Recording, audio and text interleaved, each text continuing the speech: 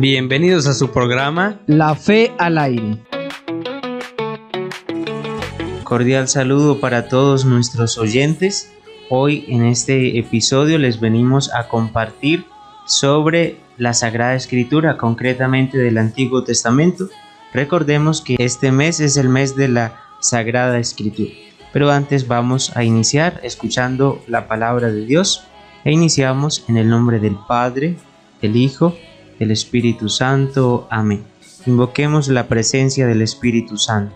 Oh Espíritu Santo, amor del Padre y del Hijo, inspírame siempre lo que debo pensar, lo que debo decir, cómo debo decirlo, lo que debo callar, cómo debo actuar, lo que debo hacer para gloria de Dios, bien de las almas y mi propia santificación.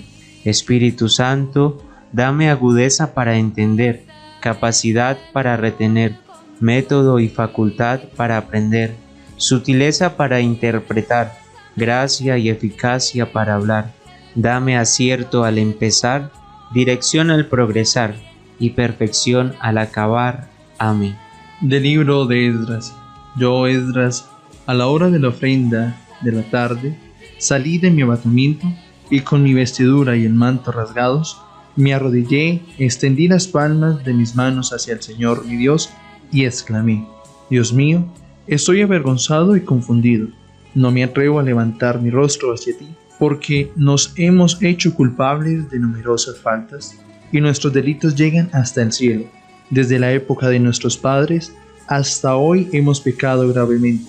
Por causa de nuestros delitos, nosotros, nuestros reyes, nuestros sacerdotes, hemos sido entregados a los reyes extranjeros, a la espada, a la esclavitud, al saqueo, a la vergüenza, como sucede todavía hoy. Pero ahora, en un instante, el Señor nuestro Dios nos ha otorgado la gracia de dejarnos un resto y concedernos un lugar en el templo santo. El Señor ha iluminado nuestros ojos y nos ha dado un respiro en medio de nuestra esclavitud, porque somos esclavos, pero nuestro Dios no nos ha abandonado en nuestra esclavitud, sino que nos ha otorgado en favor de los reyes de Persia, nos ha dado un respiro para reconstruir el templo de nuestro Dios y restaurar sus ruinas, y nos ha proporcionado un refugio seguro en Judá y en Jerusalén. Palabra de Dios. Te alabamos, Señor. Bendito sea Dios que vive eternamente. Bendito sea Dios que vive eternamente. Bendito sea Dios que vive eternamente, y cuyo reino dura por los siglos. Él azota y se compadece, hunde hasta el abismo y saca de él, y no hay quien escape de su mano. Bendito sea Dios que vive eternamente. Denle gracias, hijos de Israel, ante los gentiles, porque Él nos dispersó de entre ellos. Proclamen allí su grandeza. Bendito sea Dios que vive eternamente.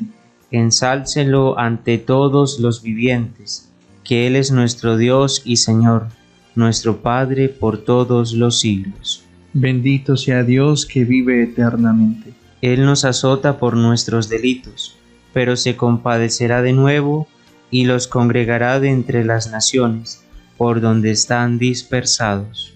Bendito sea Dios que vive eternamente. Que todos alaben al Señor y le den gracias en Jerusalén. Bendito sea Dios que vive eternamente. Del Santo Evangelio según San Lucas. En aquel tiempo, habiendo convocado Jesús a los 12, les dio poder y autoridad sobre toda clase de demonios y para curar enfermedades. Luego los envió a proclamar el reino de Dios y a curar a los enfermos, diciéndoles: no lleven nada para el camino, ni bastón ni alforja, ni pan ni dinero. Tampoco tengan 2 túnicas cada uno. Quédense en la casa de donde entren, hasta que se vayan de aquel sitio. Y si algunos no lo reciben, al salir de aquel pueblo, sacúdanse el polvo de sus pies, como testimonio contra ellos. Se pusieron en camino y fueron de aldea en aldea, anunciando la buena noticia y curando en todas partes. Palabra del Señor. Gloria a ti, Señor Jesús. Reflexión. No deja de sorprender que en nuestra comunidad de fe haya demasiada gente que se resigna con poco. ¿Cuántos son los que abandonan ordinariamente la tarea a medio camino. Cuántos los que proceden diariamente con exagerada cautela. Son muchos los que se limitan a hacer solo lo ordinario todos los días. Igualmente los que miden y calculan cuidadosamente los propios esfuerzos. Ni se diga de los muchos creyentes que no se exponen demasiado. Pero la fe en Dios, de las promesas cumplidas, nos enseña que Él nunca nos abandona, que su fidelidad es motivo para hacer siempre más, para ir más allá de nuestros propios límites, para esperar confiados, sabiendo que la esperanza no defrauda, que el amor no se da por satisfecho con poco. Sabemos que nuestro compromiso, a partir del misterio de Cristo, que se nos ha comunicado con el envío a proclamar el reino de Dios y a sanar los enfermos, nos exige tomarlo en serio, poner todas nuestras fuerzas a su servicio y organizar todo en torno a su pronta realización. Bueno, muy bien, ahora sí vamos a entrar a compartir un poco sobre el tema del que les dijimos al inicio, sobre la palabra de Dios. Recordemos que la Sagrada Escritura tiene dos partes principales, el Nuevo Testamento y el Antiguo Testamento. En esta oportunidad les vamos a compartir un poco sobre el Antiguo Testamento. El Catecismo de la Iglesia Católica nos dice que el Antiguo Testamento es una parte de la Sagrada Escritura de la que no se puede prescindir. Sus libros son divinamente inspirados y conservan un valor permanente, porque la antigua alianza no ha sido revocada. En efecto, el fin principal de la economía del Antiguo Testamento era preparar la venida de Cristo Redentor universal. Y aunque contiene elementos imperfectos y pasajeros, los libros del Antiguo Testamento dan testimonio de toda la divina pedagogía del amor salvífico de Dios. Contienen enseñanzas sublimes sobre Dios y una sabiduría salvadora acerca de la vida del hombre. Encierran admirables tesoros de oración y en ellos se esconde el misterio de nuestra salvación. Los cristianos veneran el Antiguo Testamento como verdadera palabra de Dios. La Iglesia ha rechazado siempre vigorosamente la idea de prescindir del Antiguo Testamento, so pretexto de que el Nuevo Testamento lo haría hecho caduco. Muy bien, como nos dice el Catecismo de la Iglesia, aunque en el Nuevo Testamento se da la plenitud de la salvación en Cristo Jesús, pues ciertamente no se puede rechazar la revelación hecha por Dios mismo en el Antiguo Testamento. Por eso queremos profundizarle un poco más sobre esta parte de la Sagrada Escritura. En un primer momento, pues debemos que entender y saber muy bien que el Antiguo Testamento tiene 46 libros. Estos nos narran cómo Dios hizo una alianza con el pueblo concreto, Israel, para invitarle a una vida de comunión con Él, y cómo ese pueblo le fue respondiendo a Dios con sus luces y a sus sombras. A esto se le llama historia sagrada. Historia porque se narran sucesos concretos de un pueblo y de unos hombres, y sagrada porque en esa historia interviene Dios que invita al hombre a la comunión con Él. La historia sagrada es como un drama de dos actos. El primero, Dios quiere que todos los hombres se salven y lleguen al conocimiento de la verdad, y habla a ellos por medio de los profetas. Y en el segundo acto, en el Nuevo Testamento, ha llegado la plenitud de los tiempos, y Dios habla por medio de Jesucristo su Hijo. Para esto mismo, debemos que entender cómo era el pueblo judío con sus costumbres, su ley y su fe. Entendemos mejor a una persona cuando conocemos los lugares de donde proviene. A todos nos marca nuestro terruño y la historia del lugar que nos vio nacer y crecer, porque es nuestra prehistoria personal. Con esta intención nos acercamos ahora a la geografía y modo de vivir de Israel, donde tuvo lugar la revelación de Dios. Bueno, muy bien, y como nos dicen la Sagrada Escritura, el Antiguo Testamento fue redactado por hagiógrafos del pueblo judío, o sea, personas que vivían en el pueblo judío. Ahora vamos a ver algunas características de este pueblo que escribió el Antiguo Testamento. El pueblo de Israel es un pequeño pueblo de poco interés para la historia de las grandes civilizaciones, como Egipto, Siria, Persia, Grecia y Roma. La historia de Israel no despierta mucho interés. Es uno de los tantos pequeños pueblos que habitan en la llanura de Canaán. Al inicio es solo una familia nómada, la familia de Abraham, que busca un pedazo de tierra para vivir. A través del tiempo se desarrolla en 12 pequeñas tribus que se establecen en Canaán. Después, un periodo de permanencia en Egipto, o sea, durante la esclavitud. Luego regresan a la tierra, porque su posición geográfica entre las dos potencias de Egipto y Siria no les favorecía. Padecen invasiones ahora de una y otra de las dos naciones. Es víctima del poder de los persas, de los griegos y de Roma, llegando a ser una pequeña provincia del Imperio Romano. Sin embargo, la pequeñez de este insignificante pueblo fue objeto de la maravillosa acción salvífica de Dios. Dios lo escogió para hacerle su pueblo, del que vendría para todos los hombres su mismo Hijo, el Salvador. Dios guió con su mano providencial la historia de Israel, infundió su espíritu en sus escritos y literatura, que se convirtieron así en palabra de Dios.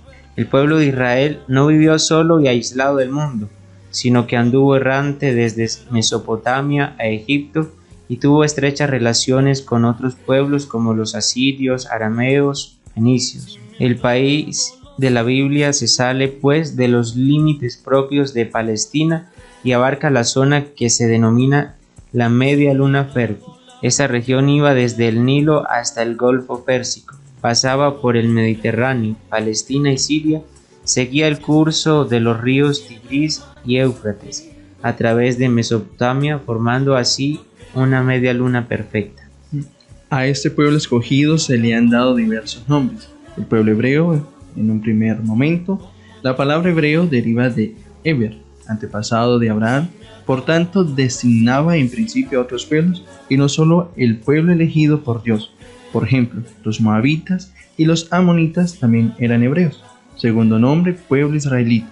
La palabra israelita deriva de los hijos de Israel y es el nombre más apropiado para llamar al pueblo escogido, formado por 12 tribus, que descendían de los 12 patriarcas hijos de Jacob. Israel es el sobrenombre de Jacob. Los israelitas se llamaban a sí mismos hebreos solamente en sus relaciones con los otros pueblos, para emplear la misma terminología que usan los otros, pero ordinariamente, hablando entre ellos, no lo usaban nunca. Tercer nombre, el pueblo judío, o también simplemente Judá. Era originariamente una de las tribus y más tarde la población del reino de Judá, contrapuesto al reino de Israel. A la vuelta de la cautividad de Babilonia, la mayoría de los repatriados era del antiguo reino de Judá, y por eso se les empezó a llamar a todos judíos, nombre con el que los llamaron también los judíos. Entre los innumerables nombres que aparecen en la Biblia para designar a la tierra prometida está el de Palestina, patria de Cristo. Palestina quiere decir tierra de los filisteos. Su nombre primitivo era Canaán. Está limitada en el norte por Líbano y Siria, al sur por la península de Sinaí, al este por el desierto de Arabia y al oeste por el mar Mediterráneo. Está situado pues entre dos civilizaciones más importantes de la antigüedad, Mesopotamia y Egipto. Palestina forma un cuadrilátero de 200 kilómetros a lo largo con una anchura de 37 kilómetros al norte y 150 al sur. También podemos decir que Palestina era una tierra árida y pobre, pero para los israelitas que habían permanecido largos años en las estepas montañosas del Sinaí, la tierra de Canaán aparecía fértil y hermosa, país que emana leche y miel. Los habitantes viven en continuo sobresalto debido a que son asaltados con frecuencias por tribus nómadas. Como bien dijimos antes, la Biblia es historia de salvación. Los 73 libros de la Biblia tratan del esfuerzo que Dios ha hecho para salvarnos. Por eso, la Biblia es el libro que contiene la historia de la salvación por parte de Dios. Esta historia de la salvación gira alrededor de un eje, Jesucristo. Todos los libros de la Biblia nos hablan de Jesús, con una diferencia. Los 46 libros del Antiguo Testamento hablan de Jesús que va a venir. En cambio, los 27 libros del Nuevo Testamento nos hablan de Jesús que ya vino y que va a volver. Con este nombre de la historia de la salvación, entendemos de la entrada de Dios en nuestra historia, en nuestra vida. Es Dios que viene para conducir a todo hombre a su fin último, que es el reino de Dios. La enseñanza más importante, el mensaje que el Señor da a cada página, es que Dios viene, interviene con su poder en la historia del hombre e interviene siguiendo un plan, un proyecto determinado desde la creación hasta el final de los tiempos. Muy bien, ahora les vamos a compartir algunas razones por las que es importante el Antiguo Testamento para nosotros los cristianos. El Antiguo Testamento influye en nuestra comprensión de las principales enseñanzas bíblicas. Sin el Antiguo Testamento no entenderíamos el problema para el que Jesús y el Nuevo Testamento aportan la solución. Nos perderíamos muchos aspectos de la historia de la salvación de Dios. Tampoco comprenderíamos los diversos tipos y sombras que apuntan a Jesús. Además, algunas doctrinas, como la de la creación, se entienden mejor solo a partir del Antiguo Testamento. Por último, la cosmovisión y las enseñanzas del Nuevo Testamento se basan en el marco proporcionado por el Antiguo Testamento. De igual forma, conocemos al mismo Dios en ambos testamentos. El mismo Dios que habló por medio de los profetas del Antiguo Testamento habla por medio de Jesús, pero no es el Dios del Antiguo Testamento el de la ira, mientras que el del Nuevo Testamento el de la gracia.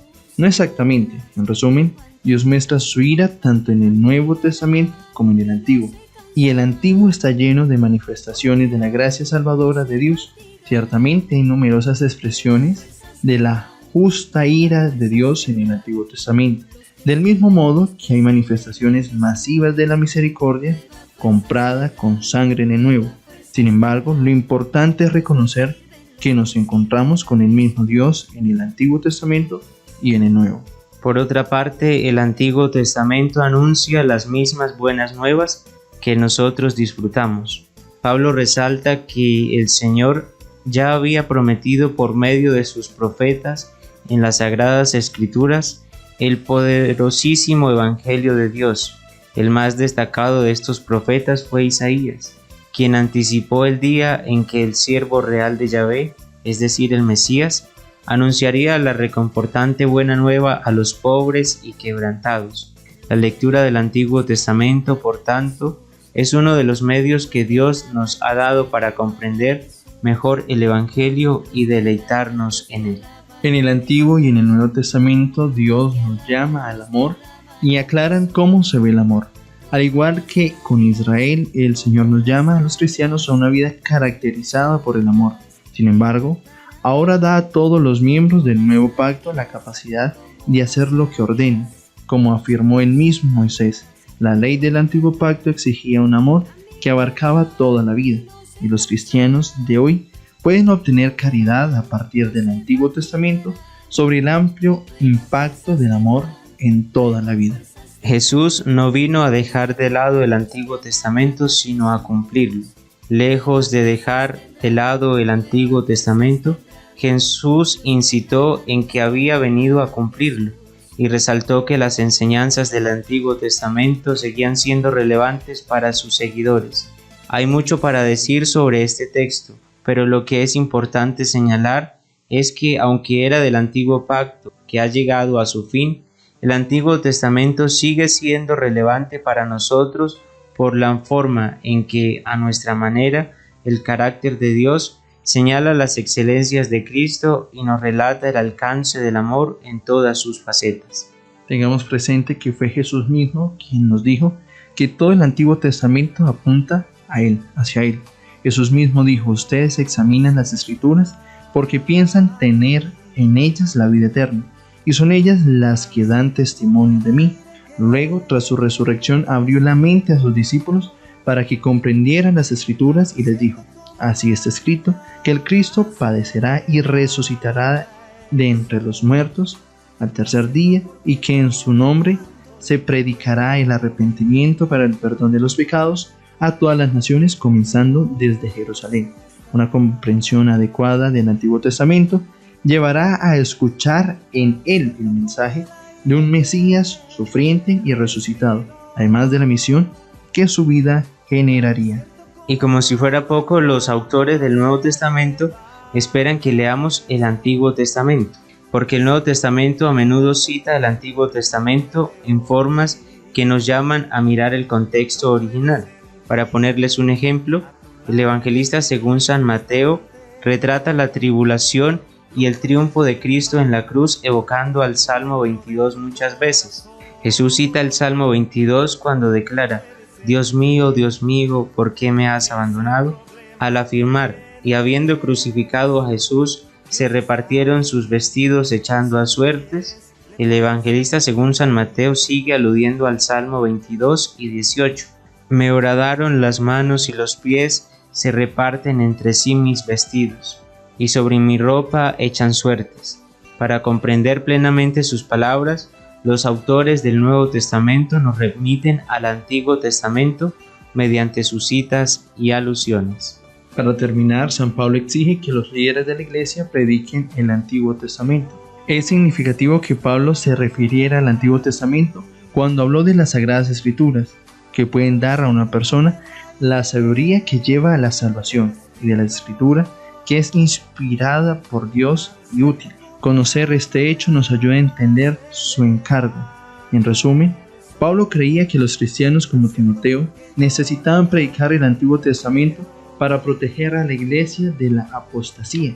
Aunque ahora tenemos el Nuevo Testamento, todavía debemos estudiar, practicar y enseñar el Antiguo Testamento, como lo hicieron Jesús y sus apóstoles, para el bien de la Iglesia de Dios. Y finalmente, para ir cerrando este momento, ¿cómo no hacer mención de nuestra Madre Celestial, la Santísima Virgen María? Porque en ella se han cumplido muchas de las profecías centrales del Antiguo Testamento, principalmente las relacionadas con el Mesías, el nacimiento de Jesús de una virgen y su lugar de nacimiento en Belén, y el cumplimiento de otras profecías sobre su linaje y su vida están vinculados a la Virgen María, quien aceptó la voluntad de Dios para ser la madre de Jesús. Además, el cántico del Magnificat de María también se considera una expresión profética de la justicia divina. Así entonces, llegamos ya al final de este programa. Hemos hecho un breve recorrido sobre lo que ha sido la historia de la Sagrada Escritura, concretamente del Antiguo Testamento, y vemos que no se puede desechar, sino que sigue teniendo un gran valor para todos nosotros los cristianos. Bueno, y para terminar vamos a compartirles esta oración que la Santísima Virgen María hizo. La encontramos en el Nuevo Testamento, ciertamente, en el Evangelio según San Lucas, se llama el Magnificat, pero si vemos, ha tomado la Virgen María muchas citas del Antiguo Testamento, del que les hemos venido hablando en este día. Proclama mi alma la grandeza del Señor, se alegra mi espíritu en Dios mi Salvador, porque ha mirado la humillación de su esclavo. Desde ahora me felicitarán todas las generaciones, porque el Poderoso ha hecho obras grandes por mí, su nombre es santo, y su misericordia llega a sus fieles de generación en generación.